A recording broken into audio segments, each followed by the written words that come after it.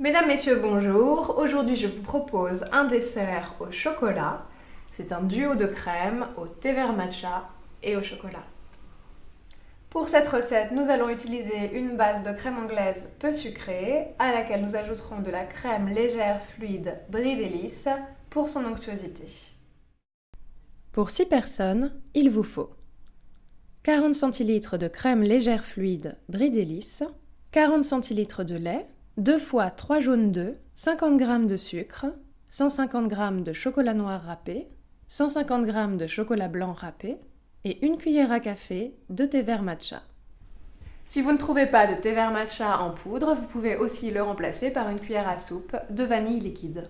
Tout d'abord, je fais chauffer 20 cl de lait avec 20 cl de crème légère fluide Brie Délice qui va donner une texture extrêmement onctueuse à notre duo de crème. Pendant ce temps, je verse 30 g de sucre sur 3 jaunes d'œufs et je fouette jusqu'à ce que le mélange blanchisse. Lorsque le lait est à ébullition, je le verse sur les jaunes d'œufs et je mélange rapidement. Puis je remets cette crème dans la casserole et je vais la faire cuire à feu très doux en remuant sans cesse à l'aide d'une cuillère en bois.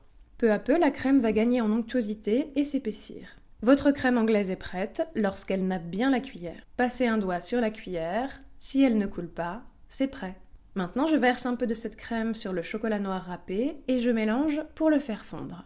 Lorsque le mélange est à peu près homogène, je verse le reste de crème anglaise en 2 fois jusqu'à obtenir une crème bien chocolatée. Je la répartis dans 6 ramequins et je réserve au réfrigérateur pour que la crème soit prise. Et je passe à la suite. Je fais chauffer les 20 cl de lait restants avec 20 cl de crème légère fluide Brie Délice, auquel j'ajoute le thé vert matcha. Pendant ce temps, je verse les 20 g de sucre restants sur 3 jaunes d'œufs et de nouveau, je fouette jusqu'à ce que le mélange blanchisse. Ma crème est à ébullition, je la verse sur les jaunes d'œufs, je mélange aussitôt et je reverse dans ma casserole. Je veille toujours à ce que ma crème cuise à feu très doux en remuant sans cesse. Lorsqu'elle devient bien onctueuse, je refais le test de la cuillère. Ça marche. Je verse ma crème anglaise au thé vert sur le chocolat blanc, en plusieurs fois, et je mélange jusqu'à homogénéité. Puis je la répartis sur les ramequins de crème au chocolat. Dans l'idéal, je laisse une nuit au réfrigérateur.